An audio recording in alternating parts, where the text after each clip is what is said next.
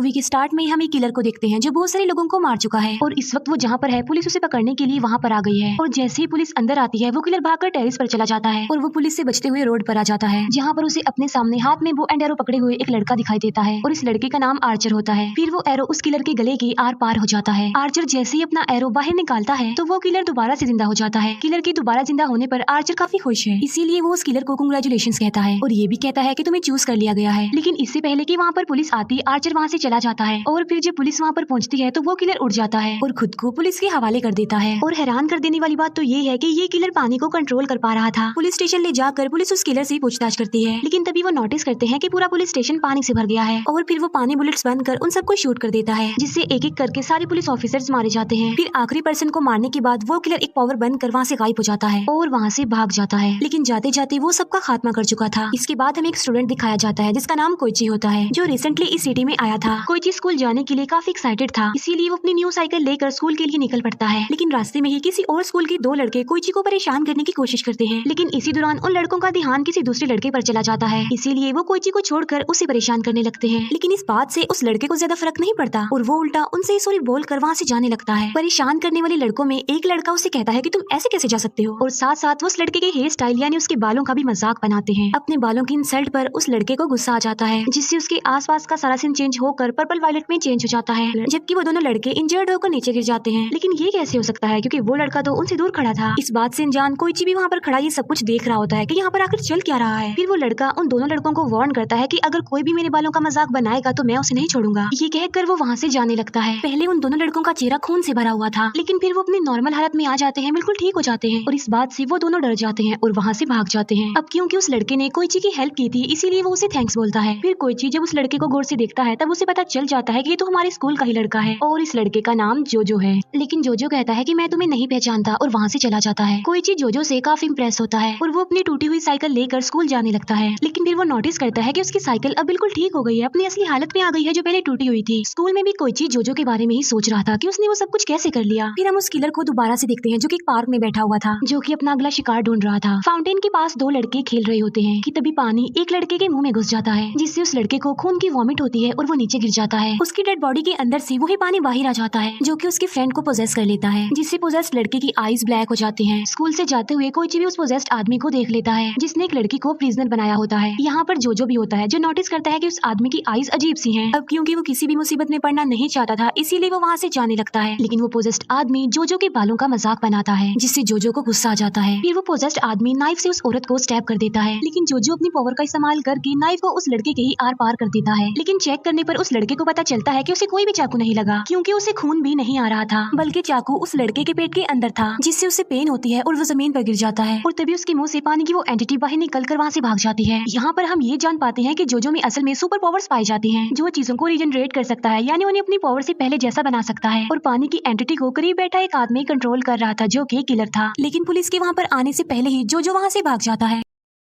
रात को हम फिर से आर्चर को देखते हैं और इस बार वो अपना तीर एक बिजनेसमैन पर चलाता है और उसके पास जाकर उसे कहता है कि तुम भी चूज किए जा सकते हो, अपने गुस्से को ही अपनी पावर बनाओ। लेकिन वो बिजनेसमैन मर जाता है और ये देखकर आर्चर अपसेट हो जाता है और अपना तीर निकाल कर फिर से वहाँ से चला जाता है और गायब हो जाता है। यहाँ पर हम ये जान पाते हैं कि उस तीर ने उस सीरियल किलर को पानी की पावर दी थी और अब उस तीर ने इस बिजनेसमैन को मार दिया। यानी इसका मतलब ये है कि वो एरो चेक करता है कि सामने वाले में पावर्स हैं या फिर नहीं है। अगले दिन कोइची जोजो को स्कूल जाते हुए देखता है और उसके पास जाने के लिए वो स्पीड से साइकिल चलाने लगता है, जिसकी वजह से वो जमीन पर गिरने लगता है। लेकिन इससे पहले कि वो जमीन पर गिरता, टाइम रुक जाता है और कोइची फिर से अपने पैरों पर खड़ा हो जाता है। कोइची के पास ही वहाँ एक आदमी खड़ा होता है और ये भी जोजो की तरह सुपर पावर्स का मालिक है और ये जो कुछ अभी हुआ, यानी जो टाइम रुक गया था, वो इसी ने किया था। फिर वो आदमी कोइची से जोजो के बारे में पूछता है। तब कोइची उसे गाइड करते हुए जोजो के पास ले आता है और वो जोजो को कहता है कि ये आदमी आपसे मिलना चाह रहा है। लेकिन जोजो उस आदमी को नहीं जानता था। वो आदमी जोजो को कहता है कि मैं तुम्हारा कजन हूँ, क्योंकि मैं तुम्हारे फादर का नेफ्यू हूँ और मैं ये बताने आया हूँ कि तुम्हारे फादर अभी भी जिंदा है और उनके पास बहुत सारी प्रॉपर्टी है, पैसा है। ये सुनकर जोजो पहले तो उसे थैंक्स कहता है और कहता है कि मुझे मेरे फादर की कोई जरूरत नहीं है, क्योंकि मैं अपनी मदर और ग्रैंडफादर के साथ बहुत खुश हूँ। और ये कहकर वो स्कूल के लिए जाने लगता है। लेकिन तभी तीन लड़कियाँ वहाँ पर आ जाती हैं और वो जोजो के बालों की तारीफ करती हैं, जिस पर जोजो का कजन कहता है कि इन फजूल बालों पर डिस्कशन मत करो और यहाँ से चली जाओ। अपने बालों की इंसल्ट पर जोजो को एक बार फिर से गुस्सा आ जाता है, इसीलिए जोजो अपने कजन पर अटैक कर देता है, लेकिन उसे कुछ भी नहीं होता, क्योंकि उसके पास जोजो से ज्यादा सुपर पावर्स थी। जोजो का कजन उसे बताता है कि जो पावर्स हमारे पास हैं उन्हें स्टैंड कहा जाता है और सिर्फ स्टैंड यूजर ही इन स्टैंड्स को देख सकता है। है, लेकिन जोजो उसकी बात सुनने में कोई इंटरेस्ट नहीं ले रहा था। इसीलिए वो फिर से अपनी पावर यानी स्टैंड का इस्तेमाल करके अटैक कर देता है, लेकिन टाइम एक बार फिर से रुक जाता है। लेकिन अब जोजो का कजन उसके पीछे से आकर उसे पंच मारता है। यहाँ पर ये बात क्लियर हो जाती है कि जोजो के कजन की जो पावर है यानी जो उसका स्टैंड है वो टाइम को स्टॉप कर सकता है। अब क्योंकि जोजो का कजन उससे ज्यादा पावरफुल है इसीलिए वो उस पर भारी भी पड़ रहा है। अब क्योंकि जोजो कोई ट्रबल नहीं चाहता था इसीलिए वो हार मान लेता है और वो अपने कजन को वाटर स्टैंड के बारे में बताकर वहाँ से चला जाता है। जोजो का कजन जानता है कि जोजो को कोई बड़ा खतरा फेस करना पड़ सकता है और इस खतरे से जोजो को सिर्फ वो ही बचा सकता है। जोजो के कजन को वाटर स्टैंड के स्टैंड यूजर के बारे में पता चल जाता है जो कि एक किलर है और उसे अपने स्टैंड का इस्तेमाल करने के लिए पानी के करीब रहना होगा। लेकिन जोजो का कजन नोटिस करता है कि तूफानी बारिश आने वाली है जिससे वो किलर और ज्यादा खतरनाक बन जाएगा। लेकिन इससे पहले कि जोजो का कजन उसे इस बारे में इन्फॉर्म कर सकता, वो किलर जोजो को ट्रैक करके उसके घर पर चला जाता है और फिर वहाँ पर बारिश होने लगती है और वो किलर अपने स्टैंड को ऑर्डर देता है कि जोजो और उसकी फैमिली को मार दिया जाए। अब क्योंकि बारिश हो रही थी इसीलिए उस किलर के पास पानी की कोई कमी नहीं थी, इसीलिए आज पानी होने की वजह से वो बहुत खतरनाक हो गया था। फिर जोजो की मदर पानी पी रही होती है लेकिन जोजो वाटर स्टैंड को अपनी मदर के मुंह में जाते हुए देख लेता है, इसीलिए वो अपनी पावर का इस्तेमाल करके एक ग्लास बॉटल को उनके पेट पे डालकर वाटर स्टैंड को कैद कर लेता है। तब उसकी मदर कुछ भी नोटिस किए बगैर वहाँ से चली जाती है। बॉटल को शेक करने पर जोजो स्टैंड को कैद पाता है। फिर वो अपने कजन को कॉल करता है और इस बारे में बताता है। जोजो का कजन उसे कहता है कि तुम उस पर नजर रखो जब तक मैं आ नहीं जाता, लेकिन यहाँ पर जोजो लापरवाही दिखाता है। लेकिन जोजो उस बॉटल को टेबल पर ही रख कर गेम खेलने लगता है। वो स्टैंड जब जोजो के ग्रैंडफादर को देखता है तो वो खुद को चेंज करके वाइन की बोतल बना लेता है, जिसे जोजो के फादर उसे वाइन समझकर अपने साथ ले जाते हैं। फिर ऊपर वाले रूम से जोजो को एक जोरदार आवाज सुनाई देती है। फिर उसका ध्यान टेबल पर जाता है जहाँ पर उसने बोतल रखी थी और वो दिखता है कि बोतल वहाँ पर नहीं है, इसीलिए वो चेक करने के लिए जल्दी से ऊपर आ जाता है जहाँ पर उसे उसके फादर मरे हुए मिलते हैं।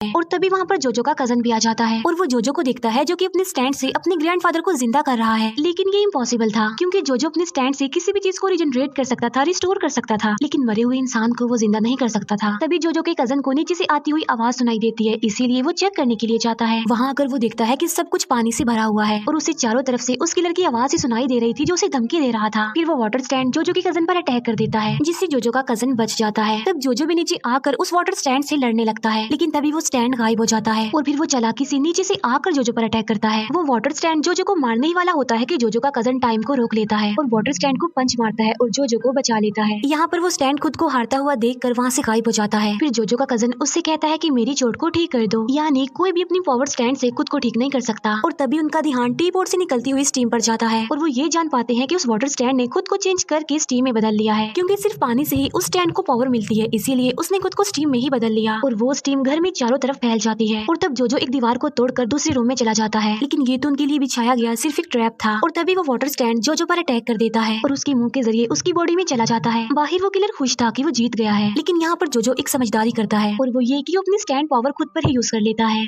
और अपने पेट के अंदर से एक रबड़ ग्लव बाहर निकालता है जिसमें वो वाटर स्टैंड अब कैद हो गया था, क्योंकि उसने थोड़ी देर पहले रबड़ ग्लव के पीसेस करके उन्हें निगल लिया था और बाद में अपनी पावर का इस्तेमाल करके उन पीसेस को रीजनरेट कर दिया, जिससे पूरा रबड़ ग्लव बन गया। ग्लव को जोर जोर से शेक करने पर उन्हें बाहर से किसी की आवाज सुनाई देती है, इसीलिए वो चेक करने के लिए बाहर जाते हैं और बाहर जाने पर उन्हें वही सीरियल किलर मिलता है। यहाँ पर ये बात भी क्लियर हो जाती है कि स्टैंड को चोट लगने से उसके स्टैंड यूजर को भी चोट लगेगी। वो बताता है कि मुझे ये पावर आर्चर के तीर मारने की वजह से मिली है। अब जोजो उस किलर को एक बहुत ही बुरी मौत देता है। अपने स्टैंड का इस्तेमाल करते हुए वो उस किलर को एक पत्थर पर पंच करता है और अपनी पावर से उस पत्थर को दोबारा से रिस्टोर कर लेता है, जिससे वो किलर उसके अंदर ही फंस जाता है और मर जाता है। नेक्स्ट डे जोजो अपने ग्रैंडफादर के फ्यूनरल में था, तब उसे रियलाइज होता है कि कोई उस पर नजर रख रहा है। तब वो पीछा करते हुए एक खाली बिल्डिंग में आ जाता है जहाँ पर कोइची उसे काफी इंसिस्ट करता है कि मुझे भी अपने साथ ले चलिए। अंदर जाकर उन्हें एक लड़का मिलता है जो कोइची को टांग मारकर उसे नीचे गिरा देता है। फिर वो कोइची की चेस्ट पर पैर रखता है, लेकिन जोजो उसे ऐसा करने से मना कर देता है। लेकिन तभी एक एरो आकर कोइची को इंजर्ड कर देता है। ये लड़का बताता है कि मैं आर्चर का भाई हूँ। आर्चर अपने भाई को ऑर्डर देता है कि इन लोगों को मार दो और साथ में ये भी पता लगवाओ कि वो सीरियल किलर कहाँ पर गया है। तब आर्थर का भाई जोजो पर अटैक कर देता है और जोजो नीचे गिर जाता है। जोजो को रियलाइज हो जाता है कि आर्थर के भाई की पावर उसकी राइट हैंड में है, इसीलिए जोजो बिल्कुल ठीक वक्त पर उसकी राइट हैंड को पकड़ लेता है। लेकिन वो स्टैंड किसी तरह खुद को आजाद कर लेता है और फिर वो राइट हैंड एक नोटिस बोर्ड पर जाकर लगता है। जोजो देखता है कि उस साइन का एक पार्ट मिसिंग है, यानी आर्चर के भाई की पावर ये है कि वो चीजों को मिटा सकता है। फिर आर्चर का भाई जोजो और अपने बीच डिस्टेंस को खत्म कर देता है और जोजो को पंच मारकर उसे नीचे गिरा देता है। फिर जोजो प्लान बनाकर उसे खुद पर अटैक करने के लिए बोलता है और जब आर्चर का भाई उस पर अटैक करता है तब जोजो पीछे हट जाता है। तब आर्चर का भाई स्टैचू और अपने बीच के फासले को खत्म कर देता है, जिससे वो स्टैचू आकर उसे टकरा जाती है और वो नीचे गिर जाता है। अब जोजो कोइची को ढूंढने लगता है और वो खून के निशानों को फॉलो करते हुए घर में आ जाता है जहाँ पर आर्चर था और तभी वहाँ पर आर्चर का भाई भी आ जाता है। पीछे मुड़ने पर एक मशीन गन उस पर फायरिंग करने लगती है। तब जोजो तो पीछे हट जाता है, लेकिन आर्चर के भाई को गोली लग जाती है। तब जोजो आर्चर के भाई को बचाने की कोशिश करता है और इसी दौरान उसके हाथ पर भी बहुत सारी छोटी छोटी बुलेट्स लग जाती हैं।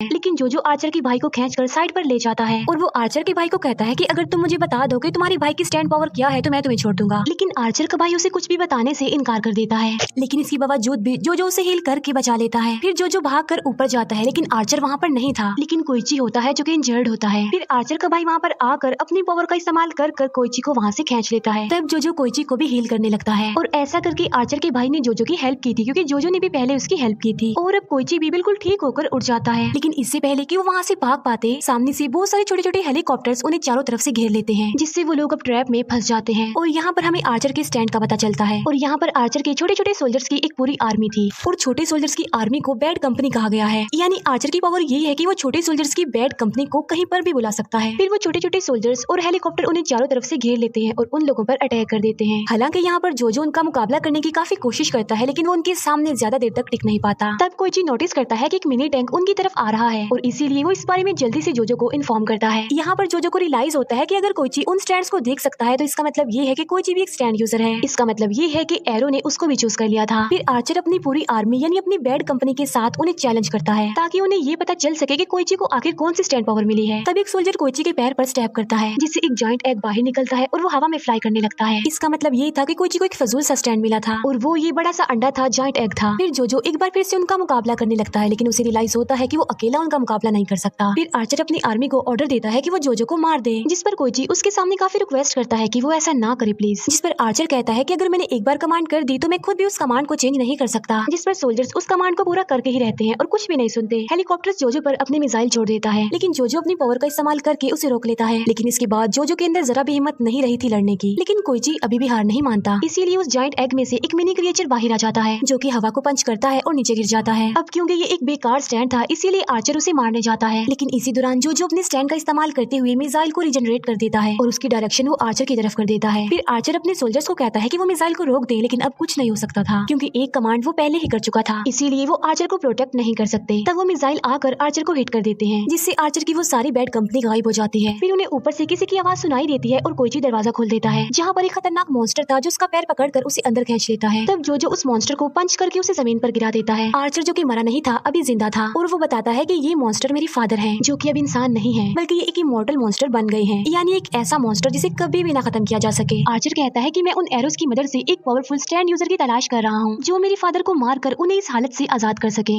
अब तक वो अपनी कोशिशों में नाकाम ही रहा। फिर वो मॉन्स्टर एक बॉक्स के अंदर से कुछ ढूंढ रहा होता, जिस पर जोजो अपने स्टैंड का इस्तेमाल करके उस बॉक्स को रिस्टोर कर देता है। बॉक्स के अंदर से आर्चर की फैमिली की एक पुरानी पिक्चर निकलती है, जिसे देखकर वो मॉन्स्टर रोने लगता है, यानी अभी भी उसमें फीलिंग्स बाकी थी। जोजो आर्चर को कहता है कि मैं तुम्हारा ये काम कर सकता हूँ, जिस पर आर्चर का भाई तो मान जाता है, लेकिन आर्चर खुद नहीं मानता, इसीलिए वो वहाँ से जाने लगता है। लेकिन तभी उसे कोई अजीब आवाज सुनाई देती है और वो रुक जाता है। तभी विंडो को तोड़कर कोई चीज अंदर आ जाती है और ये एक टॉय स्टैंड होता है जो आर्चर के भाई पर अटैक करने लगता है, लेकिन आर्चर अपने भाई को पुश करते हुए खुद उस अटैक के सामने आ जाता है और वो टॉय स्टैंड उसके मुंह में घुस जाता है। लेकिन इससे पहले कि कोई उसे बचा पाता वहाँ पर ब्लास्ट हो जाता है, जिससे आर्चर पूरी तरह डिस्ट्रॉय हो गया था और वो टॉय स्टैंड भी वहाँ से भाग जाता है और इसके साथ सब कुछ नॉर्मल हो जाता है। तब जोजो को पता चलता है कि उसका सामना एक बहुत ही खतरनाक स्टैंड से होने वाला है और वो है टॉय स्टैंड, और ये टॉय स्टैंड उसके स्टैंड यूजर नहीं भेजी थी। फिर हमें टेबल पर एक पेपर में किसी का कटा हुआ हाथ दिखाई देता है और ये सब कुछ उसी स्टैंड यूजर ने किया था, यानी टॉय स्टैंड वाले ने। और इसी के साथ ही मूवी यहीं पर एंड हो जाती है। Thank you for watching.